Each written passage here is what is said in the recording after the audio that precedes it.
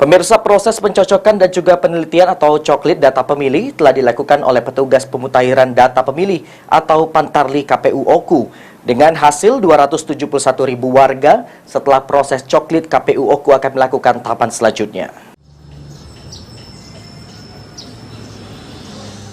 KPU Kabupaten Oku melalui petugas pemutahiran data pemilihnya sudah menyelesaikan tahapan pencocokan dan penelitian atau coklit data pemilih pemilu 2024.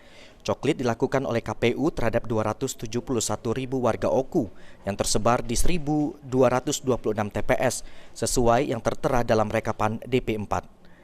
Sampai hari ini KPU Oku belum bisa merilis hasil coklit karena baru akan diumumkan secara resmi pada bulan April mendatang atau setelah dilakukan rekapitulasi di tingkat kabupaten.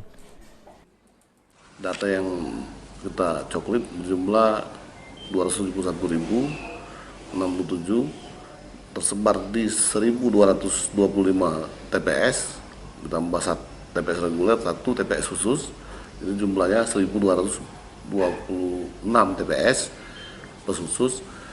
Dan setelah itu kita segera merekap atau memasukkan seluruh fitur-fitur berkaitan dengan pemilu ini ke Sidali, dan nanti tanggal 28 Maret ini akan dilakukan rekapitulasi di tingkat PPS dan 30 nanti di tingkat PPK, tanggal 5 April nanti di tingkat kabupaten. Nah, setelah itu nanti berjenjang sampai ke provinsi dan pusat.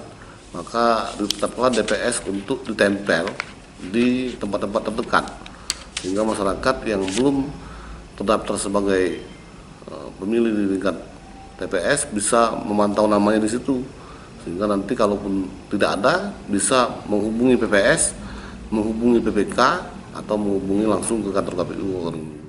Pihak KPU Oku sendiri memastikan untuk jumlah TPS pada pemilu serentak mendatang ada sebanyak 1.226 TPS. Jumlah ini mengalami pengurangan jika dibandingkan dengan pemilu 2019 lalu sebanyak 1.242 TPS. Ari Pranika, PAL TV.